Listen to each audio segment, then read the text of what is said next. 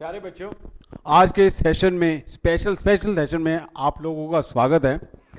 जैसा कि हम जानते थे, आज की इस डेट का सबको इंतजार था। सब जानना चाहते थे कि जो आज 28 मार्च 2017 को सीबीएसई और ऑल इंडिया जो एक पेपर मैथ का ऑर्गेनाइज करने जा रहे हैं वो कैसा होगा। उसका कारण ये था कि 2015 और 2016 का जो पेपर था वो काफ़ी चर्चाओं में था कि बच्चों को वो पेपर बहुत टफ लगता था।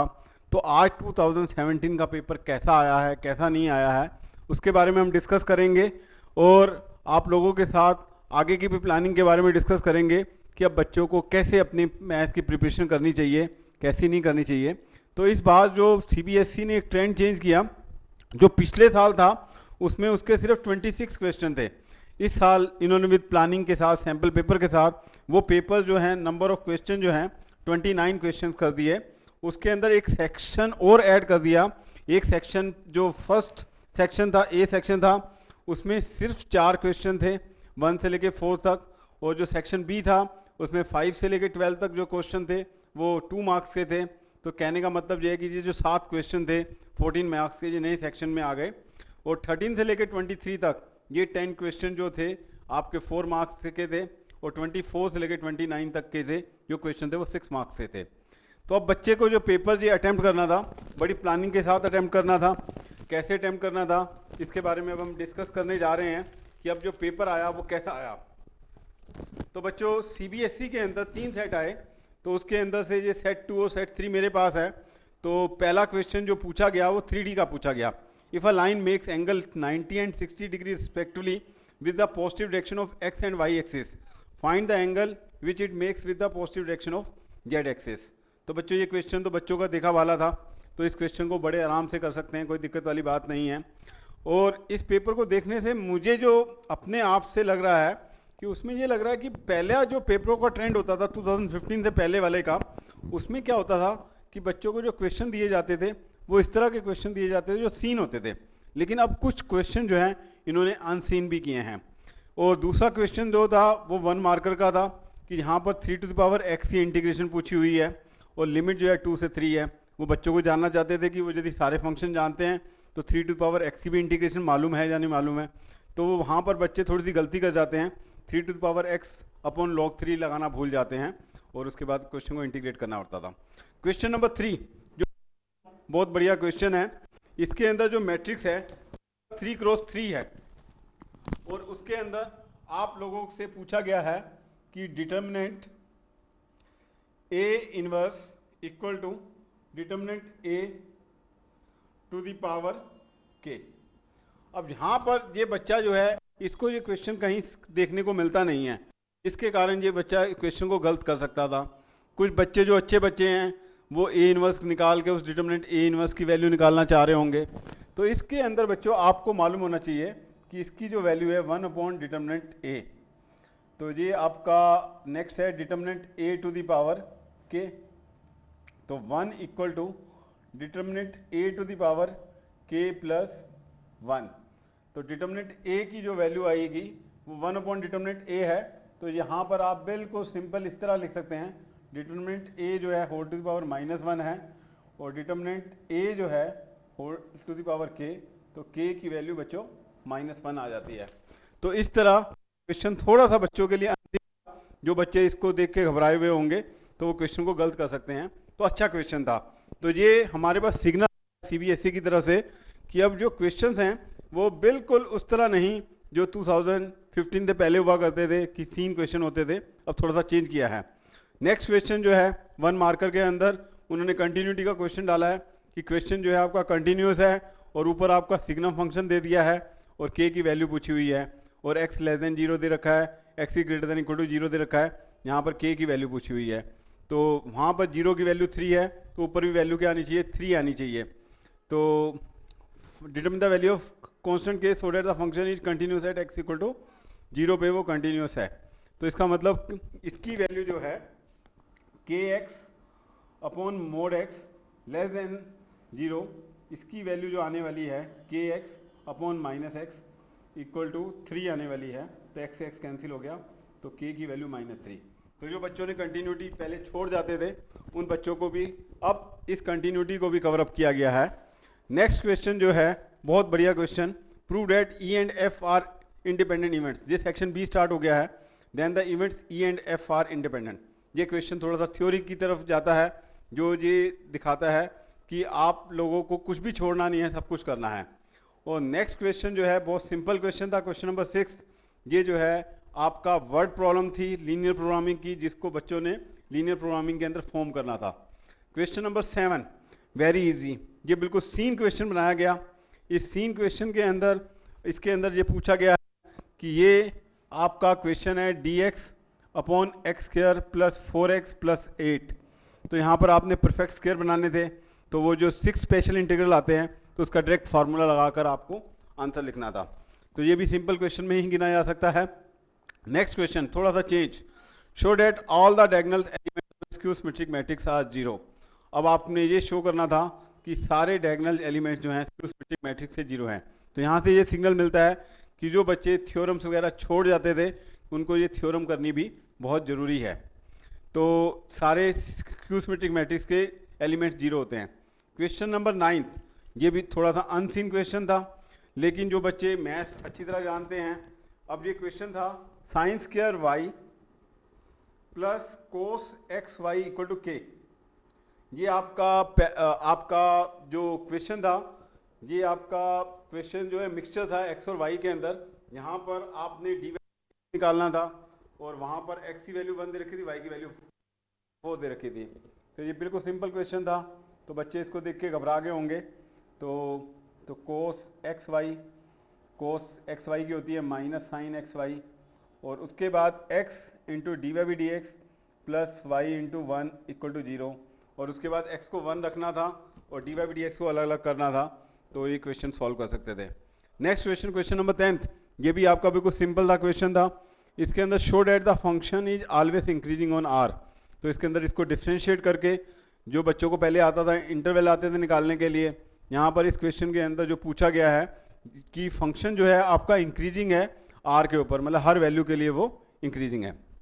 नेक्स्ट क्वेश्चन, क्वेश्चन नंबर 11, ये भी अभी 2 मार्कर में ही चल रहा है सेक्शन बी के अंदर। Find the vector equation of the line passing through the point this and parallel to the line this. वहाँ पर बच्चों से थोड़ा सा ये जानना चाह रहे थे 5x minus 25 14 minus 7y equal to 35z। जो बच्चा यहाँ पर गलती कर सकता था, वो x माइनस 5 अपॉन 1/5, और ये 7y y minus 2 14/2 is equal to minus 1/7 और 1/35। तो ये बच्चे को जानना चाह रहे थे कि ये बच्चा कैसे डायरेक्शन रेशियो कहीं गलत तो नहीं लिख देता। तो गुड क्वेश्चन। तो मतलब कहने का ये है कि ये जो क्वेश्चन पेपर अभी तक जो 11 क्वेश्चन हमने डिस्कस किए हैं, देखे हैं, तो इसमें ये जो क्वेश्चन है जो बच्चा पढ़ने वाला है, जिसकी स्पीड भी अच्छी है, हर क्वेश्चन टाइम ले रहा है, सब कुछ ले रहा है, और जिसने अपने दिमाग में एनालिसिस रखे हुए हैं, वही इन क्वेश्चन को अटैम्प्ट कर सकता है अच्छी तरह। नहीं तो अदरवाइज जो बच्चा है उसके लिए 9th क्वेश्चन अनसीन है, और उसके अलावा 4th क्वेश्चन में गड़बड़ कर सकता है। 2nd क्वेश्चन यदि उसकी अच्छी प्रैक्टिस नहीं है तो इसमें भी गड़बड़ कर सकता है। और उसके अलावा अभी हमने क्वेश्चन नंबर 11 देखा, यदि उसकी 3D पे अच्छी कमांड है तभी वो डायरेक्शन रेशियोस वगैरह निकाल सकता है। और नेक्स्ट क्वेश्चन जो आया है question number 12, for the curve y is equal to 5x minus 2x cube if x increasing at the rate of 2 unit per second. कई बार क्या होता था, बच्चे बिल्कुल क्वेश्चन जो है छोड़ जाते थे rate of change of quantity को, लेकिन rate of change of quantity का भी क्वेश्चन डाला है, और वो भी अनसीन क्वेश्चन डाला है। If x increasing at the rate of 2 unit per second, तो dx बाई dt आपको दे रखा है, find the rate of change of the slope of the curve. तो dy बाई dx जो होता है वो स्लोप होता है। तो it's a very good question. तो इसके अंदर बच्चे पहले dy बाई dt निकाल के गलती कर सकते हैं, तो वो मेनली dy बाई dx जानना चाहता है व्हेन x इक्वल टू 3 है। तो इट्स अ गुड क्वेश्चन। तो ये भी एनालिसिस अच्छा है, तो 2 मार्कर का ये भी क्वेश्चन बहुत अच्छा है। और क्वेश्चन नंबर 13 जो है वो फिर बच्चे को चूज करने के लिए मौका दिया है कि बच्चा वो चूज कर पाता है या नहीं कर पाता, कि किस क्वेश्चन को अटेम्प्ट करे, किस क्वेश्चन को नहीं। तो उसने इसके अंदर इंटरनल चॉइस दी है, और इंटरनल चॉइस जो है डेफिनेट इंटेग्रल की है, और वो क्वेश्चन है आपका 0 से pi x sine x upon 1 plus cos square x। तो सबसे पहले उसको यहाँ पर प्रॉपर्टी लगा के x को एलिमिनेट करना था, फिर उसके बाद इंटीग्रेट करना था, फिर उसके बाद लिमिट लगानी थी। अब ये क्वेश्चन 4 मार्कर का है, 4 मार्क्स के लिए उतना टाइम भी उसको लगेगा। और दूसरा जो चॉइस में उसको क्वेश्चन दिया गया वो भी जो है बहुत एनालिटिकल था, x sin पाई x, लेकिन ये सीन क्वेश्चन है जो बोर्ड में कई बार आ चुका है, बच्चे फॉरेन सेट में इसको देख सकते हैं। तो इस क्वेश्चन के अंदर पहले फंक्शन बनाने थे, बाद इंटीग्रेट करना था। Next question, question number 14 question जो है बिल्कुल सीधा ना पूछ के यहाँ पर अब उसने एक होमोजीनियस इक्वेशन दी हुई है और उसके बाद वो कहता है कि ये इसका सोल्यूशन है, वो सोल्यूशन निकालना था। और क्वेश्चन नंबर 15 तो देखकर बहुत मज़ा आता है कि यहाँ पर काफ़ी सारे बच्चे घबरा सकते हैं। यहाँ पर ए वेक्टर दे रखा है, सी वेक्टर दे रखा है, लेकिन सी वेक्टर जो है C1i plus C2j plus C3k दे रखा है, C1 1 दे रखा है, C2 2 दे रखा है, लेकिन जो थर्ड कंपोनेंट C3 है वो नहीं दे रखा। और साथ में मुझे कह रहा है कि ABC आर कोप्लेनर। तो कोप्लेनर तो बच्चों को मालूम है कि स्केलर ट्रिपल प्रोडक्ट क्या होता है, 0। यदि वो मैथ्स रट्टा नहीं लगा रहा, समझ के कर रहा है, तो इस क्वेश्चन को बड़े आराम से अटेम्प्ट कर सकता था। और इसके अंदर इसने सेकंड पार्ट भी डाला है, C2 की वैल्यू भी दे रखी है, C3 की वैल्यू भी दे रखी है, show that no value of C1 can make ABC are collinear. और इसके साथ प्रीवियस नॉलेज को भी उसने चेक किया है कि जो उसके अरिथमेटिक वगैरह है वो स्ट्रॉन्ग है या नहीं है, कि ABC जब वो डिटर्मिनेंट के अंदर डालेगा और वो 0 आने चाहिए, वहाँ पर C1 की कोई वैल्यू नहीं आ रही है। तो it's a very good question. 13, 14, 15 तो इन तीनों क्वेश्चन को देख के ये लग रहा है कि बच्चे को यहाँ पर उसकी स्पीड बहुत अच्छी होनी बहुत ज़रूरी है, जिससे वो इन क्वेश्चन को अटेम्प्ट कर सके। नेक्स्ट क्वेश्चन जो है था प्रोबेबिलिटी का था। प्रोबेबिलिटी के अंदर often it is taken that a truthful person commands more respect in the society. A man is known to speak the truth 4 out of 5 times. ये आपका NCERT का बेस थ्योरम का एग्जाम्पल है। He throw a die and reports that it is a 6, find the probability it is actually a 6। और ये value based question है और question को स्टार्ट डॉट के बाद वो उसके लिए सीन है, लेकिन ऊपर चेंज कर दिया। जो बच्चे रटाफिकेशन लगाते हैं वो नहीं इस क्वेश्चन को कर सकते। और उसके बाद उसने मॉरल वैल्यू भी पूछी हुई है, डू यू एग्री। तो ये बेस थ्योरम का क्वेश्चन था और ये एग्जाम्पल है NCERT का। नेक्स्ट क्वेश्चन, ये क्वेश्चन एक बार पहले भी CBSE में आ चुका है। तो ये आपका इन्वर्स ट्रिग्नोमेट्री का था, tan of π/4 plus half cos inverse A/B plus tan π/4 minus half cos inverse A/B। तो यहाँ पर बच्चा देख के घबरा जाता है। तो हाफ कोस इन्वर्स A/B को आप यदि अल्फा ले लेते हैं तो ये क्वेश्चन आपका बड़े आराम से बन जाता है और इस क्वेश्चन को आप सॉल्व कर सकते हैं। क्वेश्चन नंबर 18, इसके अंदर आपका डिटर्मिनेंट वाला क्वेश्चन आया है। और अभी तक जो पिछले सालों में क्वेश्चन पूछे गए थे वो हेसनबर्ग के ऊपर पूछे गए थे। ये जो क्वेश्चन पूछा गया है, अब इस क्वेश्चन के अंदर बच्चे ने देखा तो कहीं नहीं है, अब वो इस क्वेश्चन को अब कैसे टैकल करता है उसके ऊपर डिपेंड करता है। अब ये क्वेश्चन पूछा गया x plus 2y x plus y x plus y x plus 2y x plus 2y x plus y और x, और आपको प्रूव करना है 9y square equal to x plus y. अब बच्चों क्वेश्चन देखने में बिल्कुल सिंपल था, आपको नज़र आ रहा है कि यदि इसके अंदर आप C1 plus C2 plus C3 कर दो, चाहे R1 plus R2 plus R3 कर दो, तो आपको 1 मिल जाएंगे और क्वेश्चन जो है वो सॉल्व हो जाएगा। और नेक्स्ट क्वेश्चन, इसके जो चॉइस के अंदर है 3 डिटर्मिनेंट दे रखे हैं ABC, और उसके बाद वो कहता है आपको CD माइनस AB जो है 0 मैट्रिक्स के इक्वल है और आपने D की वैल्यू निकालनी है। तो यहाँ से वो बच्चे से जानने की ये कोशिश कर रहा है कि जो D मैट्रिक्स है वो आपने क्या लेंगे, उसको कैसे सॉल्व करेंगे। और उसके बाद भी एक सीन क्वेश्चन आया है, क्वेश्चन नंबर 19। ये भी 2 क्वेश्चन है, चॉइस वाले क्वेश्चन है, sine x to the power x plus sine inverse root x। तो ये क्वेश्चन आपको मालूम है कि अलग अलग फंक्शन लेकर करते हैं। और जो नेक्स्ट क्वेश्चन है उसके साथ जो चॉइस में है x to the power m plus n, x to the power m, y to the power n और आपका x plus y whole to the power m plus n। यहाँ पर थोड़ा सा इस क्वेश्चन के अंदर dy/dx को y/x प्रूव करना होता है, लेकिन यहाँ पर एग्जामिनर ने सेकंड डेरिवेटिव को 0 प्रूव करने के लिए कह रखा है। यहाँ पर बच्चों को दिक्कत आ सकती है, थोड़ा सा वो एक स्टेप NCERT लेवल से थोड़ा सा ऊपर चला गया है। और क्वेश्चन अच्छे चल रहे हैं अभी तक, जितने भी अभी हमने डिस्कस किए हैं। और अब जो नेक्स्ट क्वेश्चन आया बच्चों, question number 20th, the random variable x can take only value 0, 1, 2, 3 given that P2 P3 equal to P दे रखा है एंड P0 2 P1 और sigma PI XI square equal to twice sigma PI XI, find the value of P। तो ये बहुत बढ़िया question है, probability distribution का है और ये टोटली अनसीन क्वेश्चन है। जो बच्चे ने जिसको प्रैक्टिस नहीं है, कॉन्सेप्ट क्लियर नहीं है, वो इस क्वेश्चन को नहीं कर पाएगा। तो इस क्वेश्चन को करने के लिए इसको P2 P3 आपको बाइनोमियल डिस्ट्रीब्यूशन का पता होना चाहिए और उसके बाद आपको ये P0 ट्वाइस P1 दे रखे हैं, इक्वेशंस बनेंगी, और ये सिग्मा PI XI स्क्वायर इसको समेशन की फॉर्म में दे दिया है, तो इट्स अ गुड क्वेश्चन। और अगला क्वेश्चन जो है बिल्कुल सीन क्वेश्चन है, ये 6 मार्कर क्वेश्चन है जिसमें ट्रायंगल के तीनों वर्टिसेस दे रखे हैं, आपने एरिया ऑफ ट्रायंगल निकालना है। तो ये तीनों लाइंस बनाकर आपको मालूम है कि इसको कैसे सॉल्व करते हैं। लेकिन इस क्वेश्चन के अंदर सबसे बड़ी बात यह है कि ये क्वेश्चन पहले जो है 6 मार्कर में आता था, लेकिन अब ये क्वेश्चन जो है आपको 2 मार्कर में दे दिया है, और साथ में यूजिंग वेक्टर्स कह रहा है, तो बहुत बढ़िया क्वेश्चन है। तो ये इंटीग्रेशन नहीं कह रहा, using vectors find the area of triangle ABC with vertices this.